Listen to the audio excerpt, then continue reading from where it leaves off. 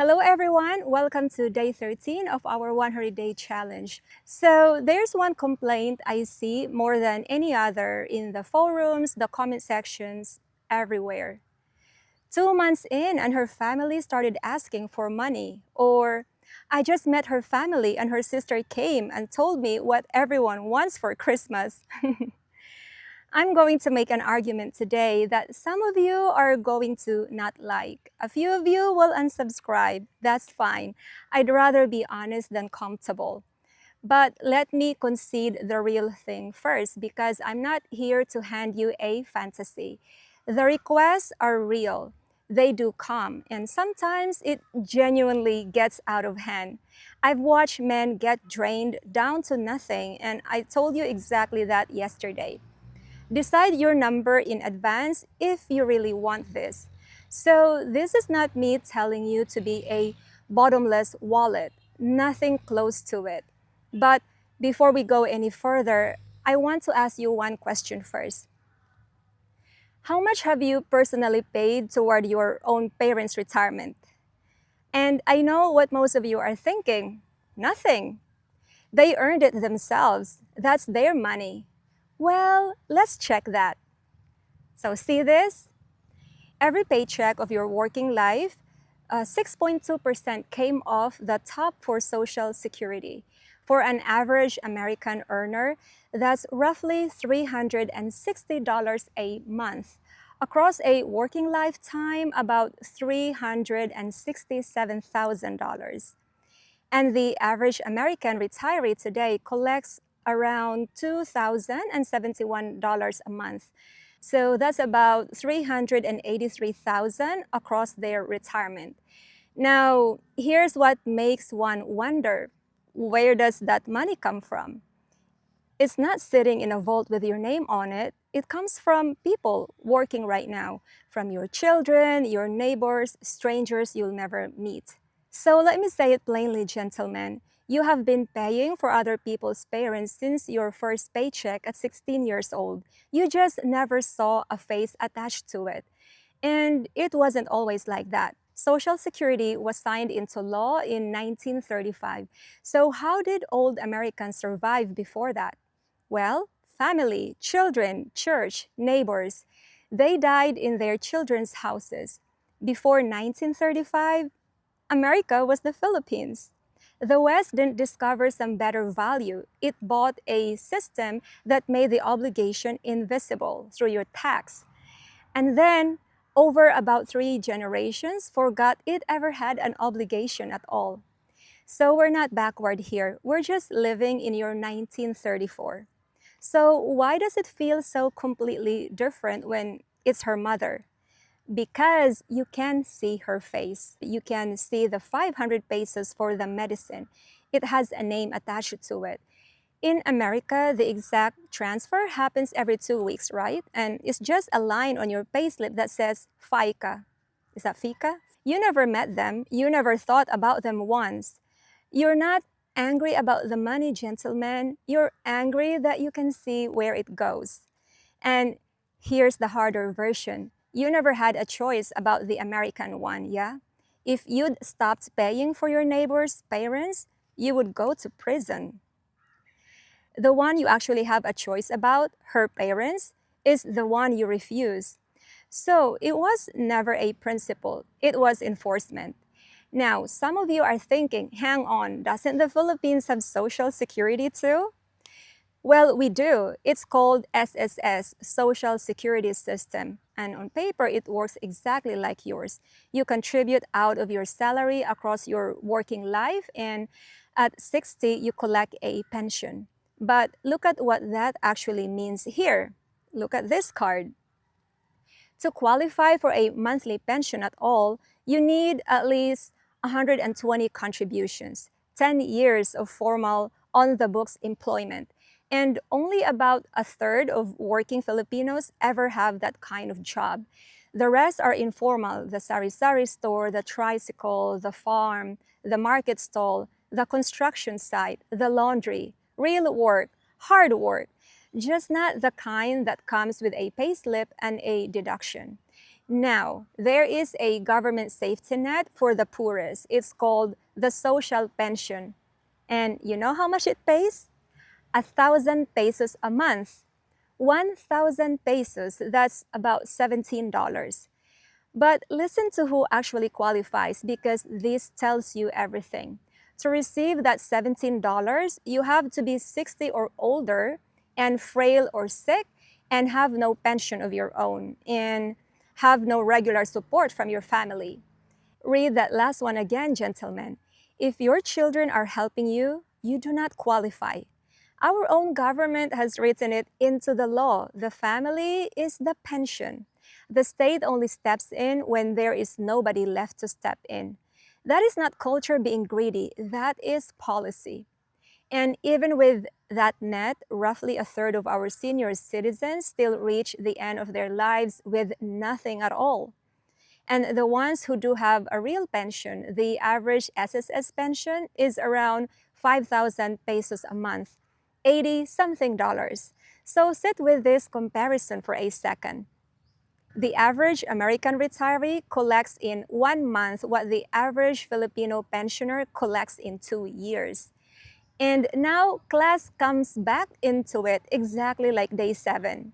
If she's middle class, there's a decent chance her parents worked corporate jobs, contributed for decades, and have something. Small, but it's real. But if she's tier 1, the poor family, the one that whole internet keeps warning about, her parents almost certainly worked their entire lives without a single official contribution to their name, which means there is no pension coming. There was never going to be one. So when you ask me why her family looks to her, that's the answer. It isn't culture being greedy. She is their retirement. She's the entire system. There is nothing behind her. And I want to answer this comment on my age gap video that has been sitting with me. Somebody wrote that all of this is just psychological bullshit. And you know what? He's partly right. Culture is psychological. All of it is. But here's what he's missing. There's a pyramid. You know it as Maslow's hierarchy. At the bottom, food, water, shelter, safety. And only once that base is handled do you get to climb to the things above it: belonging, esteem, finding yourself, figuring out what you really want from love. And sir, in your country, that bottom layer has been handled your entire life. Social security, food assistance, a hospital that treats you first and bills you later. You have never once had to think about the base of that pyramid, which is exactly why you get to stand near the top of it and call the bottom psychological. Most people in my country never leave that bottom layer. They are scraping for the base of that triangle every single day, and a lot of them will do it until they die. And we know it. We have a whole song about it. It's called Tatsulok. It literally means triangle. Most people know Bamboo's version. It was originally by Buklod years before that. Go and listen to it and turn the translation on. It will tell you more about this country in 4 minutes than I could in 4 hours. It was true decades ago, it's even truer now. Because right now, the richest man in this country is worth nearly 1 trillion pesos. One man, nearly 1 trillion. And about a third of our elderly will die without a single peso to their pension. That's the pyramid. That's the whole country in 2 sentences. So no, it isn't psychological bullshit. It's arithmetic again. I always come back to that. It just starts at the bottom of a triangle you have never once had to stand on. I know that's a hard pill to swallow, but it is what it is. All right, now the useful part, how to actually do this. Because the wrong way is what most of you are doing, and it's this. She can pay for her own family out of her own money. That is not partnership. That's two people living in one house, running two separate economies. And it breeds resentment on both sides. Hers because she's carrying it alone, and yours because you're watching money leave and pretending you don't mind. The right way is boring, a fixed amount agreed by both of you in the budget, like a car payment. That's it. A line item you both said yes to that doesn't change, that nobody has to beg for and nobody has to feel guilty about. No drama, no monthly negotiation. And you would be shocked by how small the car payment is here. Your car payment back home is about $770, right? 85 would match her father's entire pension. You're already paying 9 times that for a vehicle. And let me warn you in advance, if you forbid it, she will not stop. She'll just hide it. She'll work and she'll send money quietly. And you'll find out in year 8. And that discovery will do more damage to your marriage than any budget line ever could. Because it won't be about the money by then. It's about what she was hiding from you and what she couldn't tell you. And now let me tell you why I know this works. In my early 30s, I got a job at Citibank, 30,000 pesos a month. I know how that sounds to you, but I'd been earning 15,000 or less for so many years before that. To me, that was a fortune. For the first time in my life, I thought, I can actually save something. And then every single payday, something needed help. There was always something. So understand, gentlemen, I'm not lecturing you from the outside. I was the family ATM for the longest time. Well, my eldest brother and I. I know exactly that feeling of looking at your payslip and realizing none of it was ever yours. And I eventually found the courage to say something to my mother. I told her, Mom, I have nobody behind me. I'm single. I don't know if I will ever find a man, and I don't know if there is one coming to catch me. And you can't catch me either because you have nothing. You're poor. So I have to start looking after my own future because nobody else is going to. And this second part that I told her was the most important. I said, I'll help when it's truly necessary, not every month, only when it's real. And I didn't just cut them off and walk away. I put additional capital into their little computer shop first so they'd have something coming in that wasn't me. Because it's better to teach a person to fish than to hand them a fish that's gone by nighttime, which is what I'd been doing for the longest time. That's a whole conversation of its own, and I'm going to give it to you tomorrow as part 2 because giving a family an income instead of an allowance changes everything. And there are hard rules to it, hard ones. And here's what I did not expect. The moment that boundary was set and the dust settled, the weight came off my shoulders. And then this is what really surprised me. I became more generous than I had ever been in my life. I'd have a little extra and I just send it. 1,000, 2,000, without being asked. Nobody begged. I just gave because I wanted to. And my own finances got better, not worse. I started investing a little. I could go on hiking on weekends, take a trip to the islands a couple of times a year. I was lighter, I was happier. And the biggest thing of all, my relationship with my family got stronger. Because you know what died the day I set that boundary? The dynamic. The one where one person is forced to beg and the other person is forced to give. That is poison. It poisons both ends of the rope, and one clear number killed it.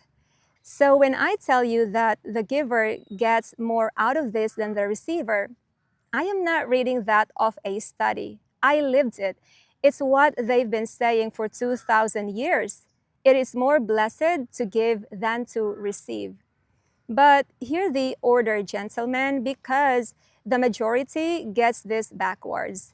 The boundary came first, the generosity came second, and it was bigger than anything I ever gave under pressure. That's what a budget actually buys you, not less love, less poison. And one more thing for the men still hoping there's a version of this where they simply opt out. There isn't. You can shame her, guilt her, forbid her. You will not remove utang na loob from that woman. It isn't a habit. It's the same hardwiring as kapwa as pakikisama. It's who we are. You can take the girl out of the bar. You cannot take the bar out of the girl. Same principle. You came here for a traditional woman. This is tradition. It's part of our core values. You do not get to order the warmth without the obligation because they are the same wire. And that wire is the reason why this is one of the least lonely countries on earth, while yours is having a loneliness epidemic. It's a double edged sword, absolutely. But you flew 10,000 miles for the edge you liked, yes? Now, both of you, come over here, please. Gentlemen first. If 1,500 a month is your entire world and $100 is genuinely impossible, then the problem is not her family. The problem is that you retired into a country you also can't quite afford. Say that out loud honestly instead of going online to call her people suckers. And a lot of you believe she'd die without you. She wouldn't. Her life may be easier with you, yes, but that is not the same thing as needing you. To the Filipina, know what he actually has before you decide anything. If he's living on a pension his own children are funding, and he tells you a married couple can't contribute to your parents, believe him. Then choose with your eyes open. And to the woman who never pushes back on anything, your silence today is your resentment in 6 years. Say that number out loud early while it's still a conversation and not a wound. And to the ones who genuinely treat him like an ATM, there's no defending you. And understand something, the budget protects him from you too. Now, let me tell you the last thing. Everything I told you today, you could dismiss. I'm the Filipina. Of course, I want the man to pay. So let me tell you what my American partner said because he made this argument better than I did. When he and I talked about the future, I told him what I've been telling myself for years. Don't worry about my parents, I'll take care of them. That's mine, and you shouldn't be burdened by my family. I was shielding him. And he said no. Once we're married, our money is one thing, and we'll set a fixed monthly amount for your parents. Not a favor, not something you handle secretly out of your own pocket. It's a line in our budget and it's non negotiable. And when I pushed back, he said the thing that started this whole day 13 topic. He said, in America, children pay for their parents' retirement, every paycheck, their whole working lives. That's what Social Security is. My parents got that. Your parents got nothing. So why should your mother and father be the only two people in this arrangement who don't get a retirement? And then he added, it's what any good man would do, and it costs way less than the car payment we'd have back home. That's the whole argument, and it came from an American, not from me. So when you tell me it's unreasonable, it isn't. There's a Western man like you doing what he thinks is right because he understood something a lot of you haven't yet. He isn't paying for my parents. He's doing what he's been already doing his entire life. He just gets to see their faces now. So, tonight, do the math. Honestly, how much have you paid into Social Security over your whole life? Work it out. And then tell me why $100 a month is where you draw the line. Tell me below. I'll read every one of them, even the angry ones. And tomorrow, the part I just promised you, because there is a version of this that actually ends, where you're not paying an allowance forever. My parents run their own business now. They earn their own money every single day. I'll tell you exactly how that happened, what it cost, and the one hard rule that made it work. You don't have to do it my way, but you might take something from it. Okay, that's it. And guys, thank you once again for your overwhelming support. I'll try to get to your comments, but I'm not sure my days are full, but I'll do my best. Know that I appreciate all of your thoughts, whether you disagree with me or not, they're all welcome. And your comments do give me plenty to think about. When there's a comment that really stands out and it fits a topic, I will definitely include it. Till tomorrow, and for now, come walk with me.